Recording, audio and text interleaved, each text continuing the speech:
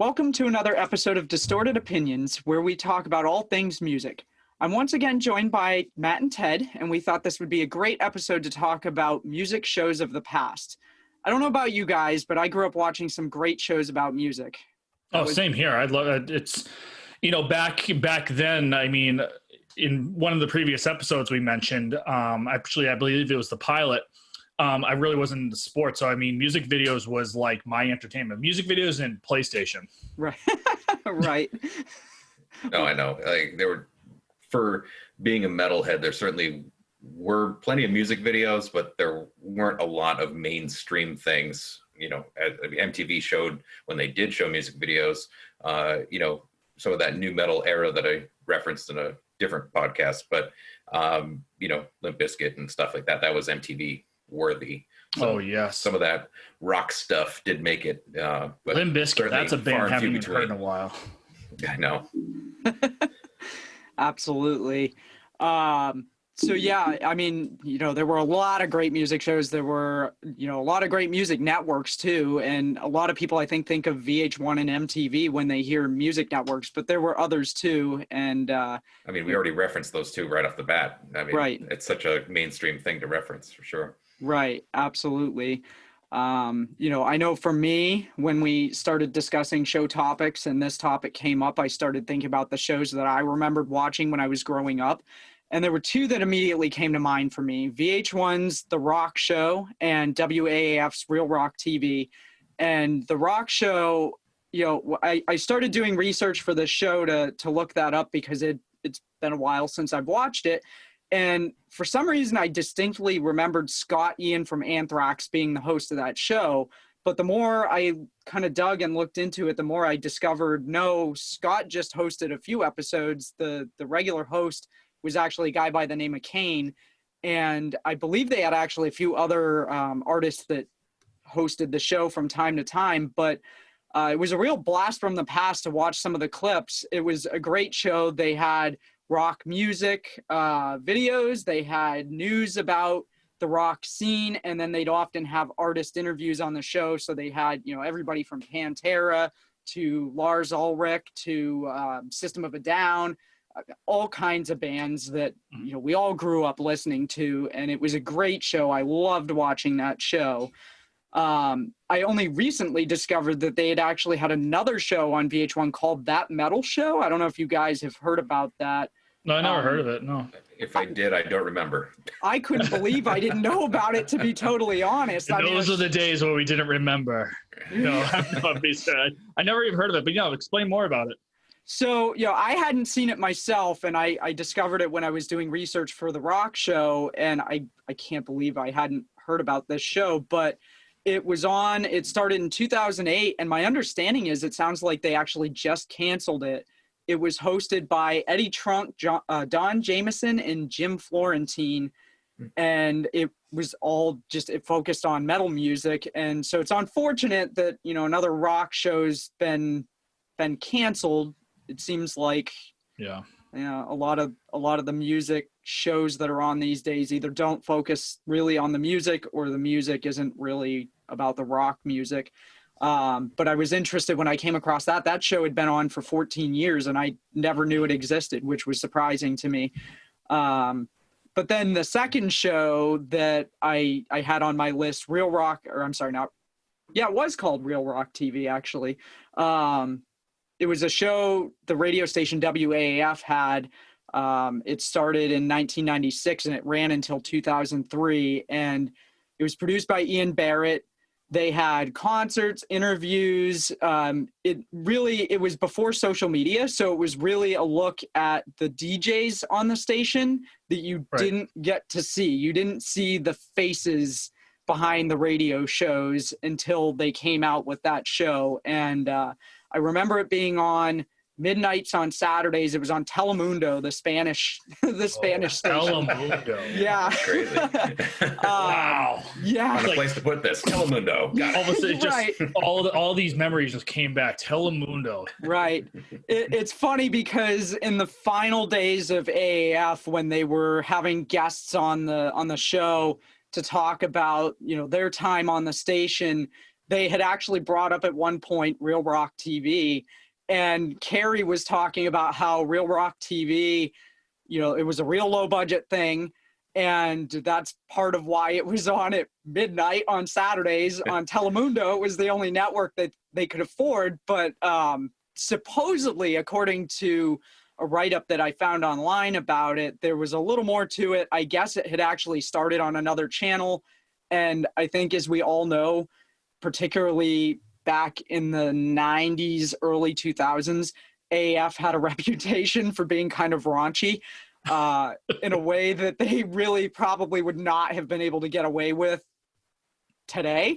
And so apparently there had been an incident where they had done an interview with somebody from a band that they felt was too inappropriate to air on the network that they were airing the show on. And that's also part of why it moved to Telemundo at midnights on Saturdays. But, you know, I can safely say that some of the stuff that they showed on that show, had my parents, particularly my mom, seen what they were showing, she probably would not have let me watch that show. I kind of snuck out to the living room and watched it at midnights on Saturdays because I knew that she probably wouldn't have approved. But, you know, it's a show that I remember, you know, it was well produced. They, like I said, it was just a look at the DJs that you didn't get to see because there was no social media, and, you know, websites weren't what they are today. And I remember that show very vividly, you know, in my high school days, watching that and watching Real Rock TV. So, you know, those were the two classic music shows that really stood out to me. But I know, Matt and Ted, you guys had some other shows that were on your list. So why don't we see what you guys had on your list for your top music show choices? Sure. So, so Ted, if you don't mind, you know, if I could just jump right in and whatnot. Yeah, go for it, man. No big deal. You know, one of the things, Caleb, we were mentioning about, you know, MTV and VH1, really the two highly popular music stations. You know, even to this day. Even though you know, right now it seems like it's more based on reality shows more than videos, but in music. But you know, one of the two shows that really come to mind for today's episode that I want to reference is actually it's going to be coming from actually, I apologize, 3 shows. 2 from VH1 and 1 from MTV. So the first one I want to talk about is the classic Behind the Music. This was an incredible show that for musicians or for young musicians that are just going ahead and wanting to learn more about who they're listening to, it was a great impactful show that allowed the audience to understand who these bands were. It's not so much just bands, but also the members of the bands and even artists as well. So today, actually, in this episode, I jot down some notes I'm actually going to be referencing in this podcast today. So, Behind the Music, it was actually aired on August 1997, and actually still is going on to today. So it's actually one of the longest shows that VH1 is still popularizing. That's still connecting with, you know, today's music in today's market. Once again, you know, it was a great show that spoke on the bands, the artists, and how they got to where they were. What was great about the show was it featured a lot of behind the scenes of the lives of each band and each member, and the struggles that led them from the beginning to how they got to fame. You know, whenever there was a commercial break, you know, the screen would go ahead and split, and you would see that the left hand of the screen would be, you know, some videos or some like still frames of the actual bands or the artists. And then on the right side, it would just show the logo behind the scenes. And technically there was always usually a suspenseful mini dialogue to go with it. So take, for instance, they would have the show and then they go to break, but then may say, you know, what happened to Tom Johnson when he left the Doobie Brothers? And then all of a sudden commercial break. So it was almost like kind of get into that reality aspect of, oh, you know, nail biting, what's going on with the story next. With that being said, you know, when I first got introduced to Behind the Music, the first video that I've ever seen on this show was the story behind the Bare Naked Ladies and getting to know who they were. So of course, you know, you had your typical Brian Wilson, you had your If I Had $1,000,000, and then what's that other classic one that they had? Ooh, on the spot, I have no idea. Yeah, I know. It's coming. Oh, what is it? You know what? Pinch Me. Okay, so right. actually specifically Pinch Me because when they aired this video or this segment of Behind the Music featuring the Bare Naked Ladies, it was actually right when the guys dropped their album in 2000, the Maroon album. So they were talking about everything from the very beginning to up to that point. Obviously, you know, the band has, you know, changed within the years, especially going on today. But that's what really featured with Behind the Music. The second one I wanted to quickly kind of go over. Before you jump off too far, I have a couple comments on Behind the Music. Oh, hey, go ahead. Jump right in. Mega fan Behind the Music. I loved how, as you mentioned, they have like the whole extra dialogue that make the viewer want to come back after the commercial break, you know, keep them involved. Because I believe the show was about an hour. Yeah, it was about an hour. Yep. And so the best part is it's a bit that show.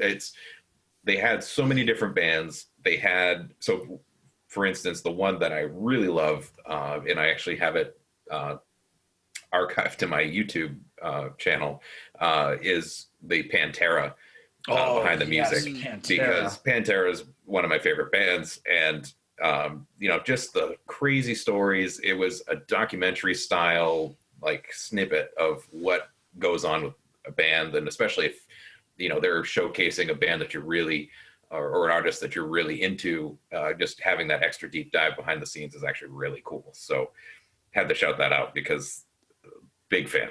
Oh, of course. It's a great choice. And actually that I saw that same episode too, Ted, and that's an amazing storyline too. I mean, the Stanley Cup in the swimming pool with a bunch of strippers. I mean, you don't hear that anywhere else. I mean, no, I mean, Behind the Music, right? it'd be hard to, you know, to rectify that too. Well, first off, you have to get Lord Stanley himself. Okay. You know, that the beautiful cup himself.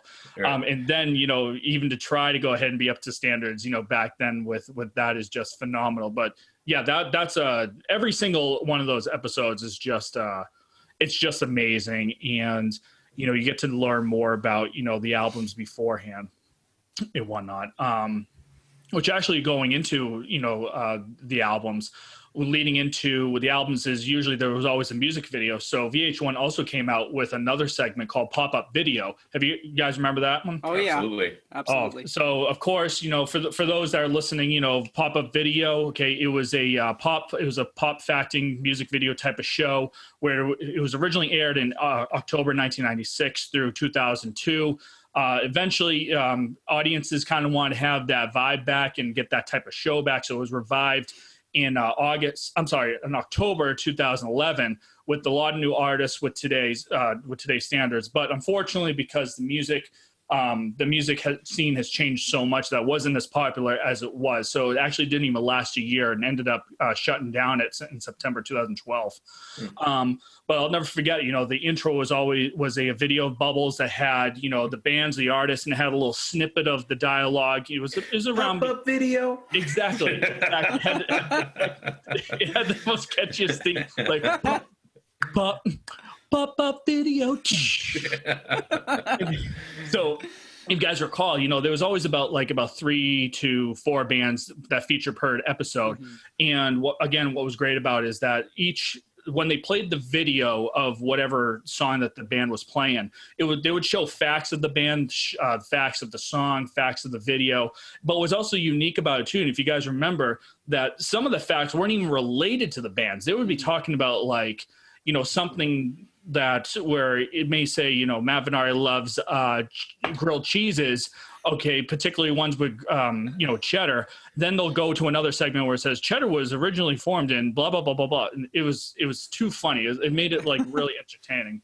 Right. and whatnot. But one of the things, and hopefully Kayla could, get away with this and whatnot, but the very first video when I was introduced to that was Meredith Brooks' song Bitch. So obviously it was a very, very catchy tune. And I remember watching this and seeing this for the first time, and I'm going, "Oh my gosh!" Her label allowed her to use the song called "Bitch," that kind of still in that same aspect of learning guitar, or kind of just to figuring out what direction I wanted to go with my music. That was a really different perspective as to that titles can really be anything. They could even be vulgar. So. That was always a good show and whatnot.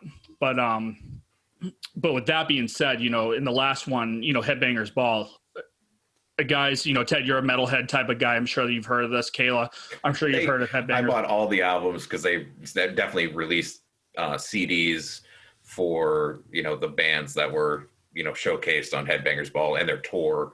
Because they definitely had festivals for Headbangers Ball and things like that too. So indeed, that was hosted by Ricky Rackman, right? Yes, it was. Yeah. Okay. Yep. And what was great about it is that that originally aired in '87. So in '87 to '96, and then it got re-aired back in 2003 to 2012. Wow.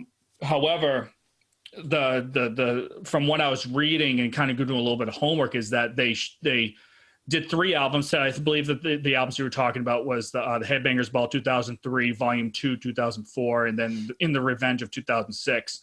And then eventually the network just shut them down, and it just caused so much hostility with the audience because, again, it was something that was so unique, something that really drove the audience, especially with the heavy metal scene. And then finally, when they shut off the scene in the show, it really caused an uproar. So that's what really brought it back, in for that time. Sure. And, certainly, I own 2 of those Headbanger CDs for sure. I don't know if I got the latest one, but they're phenomenal. I know. And Ted, if you could probably talk to this and whatnot, but if you recall on the CDs, what was great about the Headbangers Ball is that each album featured a live song from the artist, as well as another song that possibly would have been hidden or coming up on upcoming album. Yeah, right. There was definitely some sneak peek type of songs on there, unreleased stuff on occasion. So definitely, I believe there were double discs. Yep. So there were definitely a lot of songs when you did buy that CD together. Speaking of Headbangers Ball, the show, that I have for this week, kind of tease off of that. It is called Uranium. Oh, yes. From that, as a metalhead, Uranium was the best show. So Uranium was broadcast on Fuse TV from 2002 through 2006. The host's name was Julia, and the show was basically a heavy metal show that had all my favorite bands. They interviewed Rob Zombie, Static X, System of a Down, Slipknot, Damage Plan, Kill Switch, you name the band, they were interviewed on that show. And what was kind of fun about that is that Julia had a handheld camcorder. And so for even, the show revolved about obviously all metal. For the sit-down interviews, Julia had the camera in her hand, and then they also had regular studio cameras for the interview, and they would jump between her handheld cam on the couch versus the studio shots. And then another part of it would they show live performances, and then Julia would be in the crowd and she'd have her hand cam, so you'd get to have almost a in-person experience of that show or the interview to make it a bit more realistic and relatable. And so that was such a cool show. And in researching this, definitely reminded myself that bands eventually got sick of Julia and her camera, that they would try to take it from her as a joke, just to stop having that be a bother to them. But, just be a normal interview. But either way, that was a really cool show. I went to, it was the Family Values Tour in 2007. So Uranium was winding down at that point because it ended in 2006. But I did get to meet Julia in 2007. I was in line to meet Hell Yeah. So Okay. obviously Hell Yeah was a mix of two guys from Mudvayne, and then obviously Vinnie Paul from Pantera and Damage Plan. And Julia was literally 3 steps over from Vinnie Paul and just kind of hanging out.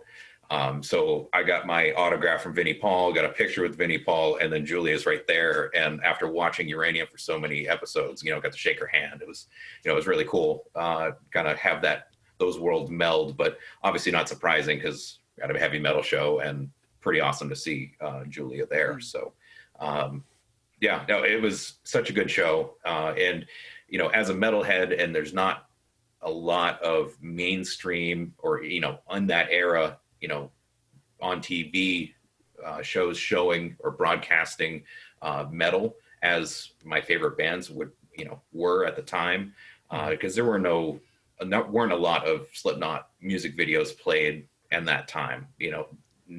Those other shows and things that just didn't broadcast that stuff. So as a metalhead, having that avenue to find that, pre-YouTube, whatever, that was really cool. So it was kind of nice to have the underground be mainstream for the time being, which, and I think Kayla alluded it to the rock show piece. The rock shows are slowly dying again. Right. Obviously we had our wave of things we were interested in, but to an extent, I do think it's gone, the underground of metal's gone back underground unless you're searching for it online, but at least we have the internet, right? So it makes things a lot easier. Right. Long life Metalhead. Right. I mean, the YouTube, Instagram, Facebook aspect of it is kind of, I think that's where bands have kind of moved to as far as sharing updates and music videos and those sorts of things. And particularly right now where, it's a very bizarre situation that we're all in quarantine. Nobody can go anywhere. People can't really go out and produce a video in the way that they normally would. TV shows are not producing in the way they normally would. I mean, just look at how we're doing this. Yeah, right. And so, for me, I find it really interesting now to see a lot of these musicians that are on Instagram and Facebook sharing these videos that they're collaborating with other musicians from other bands via remote video, I guess. Somebody will record a drum track and then send that off to the guitar player. The guitar player will record the guitar track. They'll send it to the bass player, and then somebody edits the thing together for them, and they end up with this cool music video. Somebody I can think of offhand that's doing that is Charlie, the drummer from Anthrax, has been posting a lot of videos of him collaborating with other musicians, and they're covering different songs. They've done some Rush stuff and a number of different bands. And so, I feel like even in a situation where we're not in a quarantine type situation, I feel like the internet is where the rock and metal scene has kind of moved as far as sharing that kind of content. There's really not a lot of programming on TV right now that covers that genre. I mean, again, even just researching for this show, I had found a wiki page that listed all the different shows on VH1 over the years, and to look at the breakdown through the different years and see as we get closer and closer to 2020, it seems that fewer and fewer of those shows are actually music programs. They're more like reality, right? Yeah, My Ride. I mean, and nothing to do with music. MTV, right? Right. Yeah. That's music. Yeah. They've got the teenager and pregnant show or whatever that is. I don't even know what it is. 16 and pregnant, I think, or whatever. I don't know. I haven't watched MTV or VH1 in so long because they don't really show anything that focuses on the music anymore. And for me, that's why I watch those two channels. So, you know, again, I think it goes back to what you're saying, that there's that scene is kind of moving underground. And I think the new underground is YouTube, Facebook, Instagram, Yeah. social media, you know, other platforms. And certainly the best way to discover new bands these days is the internet anyway. You know, I find bands from, you know, the UK that you would never find out otherwise. You know, there's plenty of bands that are, you know, Israel, for example. I found a metal band from Israel. I'm like, these guys are really good. You know, so it definitely opens up the horizon a bit. But yeah, it's underground, and you just have to go looking for it to get it, I guess. And I mean, today, and it wouldn't be surprised that within the next 10 years, and we're already seeing the movement that, you know, the music scene is now going to be fully all digitalized. So you'll see all these bands taken to their social media and saying, hey, we just dropped an album, here's the link, and then you'll be able to go ahead and buy it, versus going out to a store like an FYE or Strawberries, dude, or Strawberries, which FYE actually bought Strawberries out in 2001. So no kidding. So you know, the tangible aspect of a CD is slowly starting to become extinct, where, you know, even now today you have streaming services that will, you know, when it hits like 12:01, it's available right then and there for you. Right. Yeah, it's hard because for me, I really like the hard copy tangible. I like looking at the album art. I like, you know, I remember the first CDs I owned, pulling out that insert and looking through at all the pictures and the lyrics and everything. And so I'm still very much a physical CD kind of person, and I will rip the CD and put it onto my iPod to listen to, but I still like having the CD for the art aspect of it, which is, you know, a big thing for me. But I do know a lot of bands now, even if they're, you know, selling a CD, a lot of them you also get the CD, here's a code to download the digital version of the album as well. And I know a lot of bands have kind of gone that direction too, but I'm kind of old school in that manner. So, and that's something that, you know, we all grew up with, and you're just like, you know, with you know, our older generation, they're, you know, vinyls are coming back, and the vinyls were something of their age back then. So kind of jealous. The art was massive on the vinyl. I mean, that big was time. so much better. I mean, I understand the CD booklet's only like yay big, but to have the vinyl where like you got the full art, like it's pretty awesome. Absolutely. Waiting for the cassette to come back. Yeah. Okay. Well, some bands are actually releasing cassettes though. There's actually bands doing that. Yeah. Yeah, I still collect a couple of cassettes as well, but not many. It's a little harder to convert a cassette to something that you can listen to on the go. So, you know, for me, if I'm collecting them, it's because I want it as a collector's kind of item. But but on that note, we are approaching the end of the show, so this might be a good time to list our song of the week.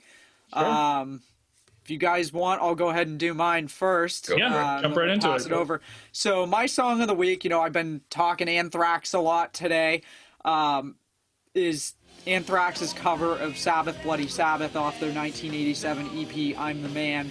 And they play that song quite a bit on SiriusXM's Ozzy's Boneyard.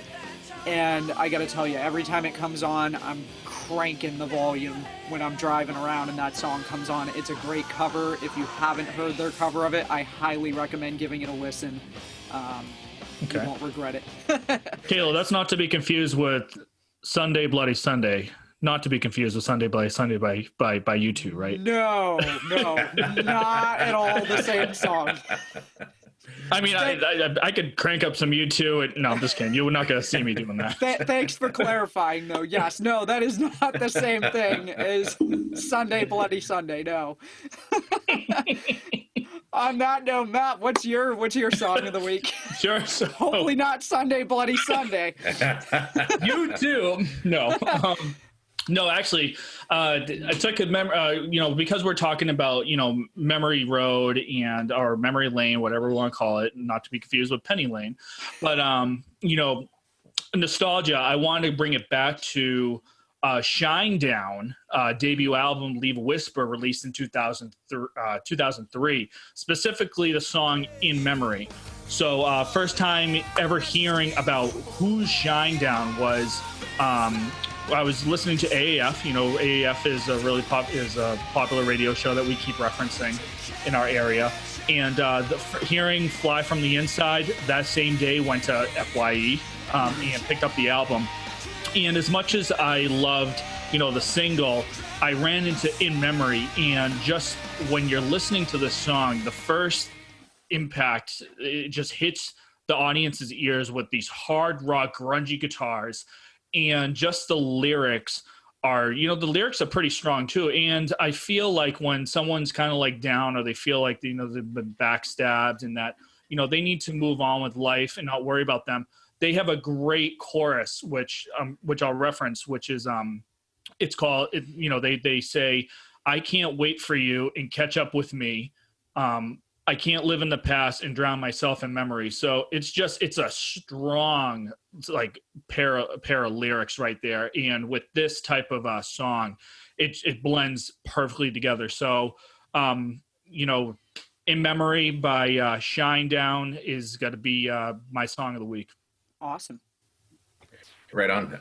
And for my song, I know we originally were talking before this of albums, and so I think from a heavy metal standpoint, one album that stands out to me is I think my favorite metal album of all time, and it's a very bold statement, I know, but in my opinion, is Lamb of God's "Ashes of the Wake." Came out in 2004. It was in the height of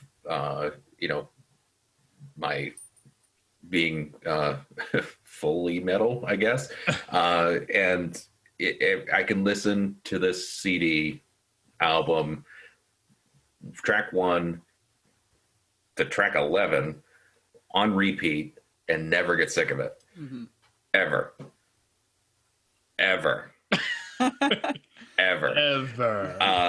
And so one song that really stands out, I would say, would be the first track of it, "Laid to Rest."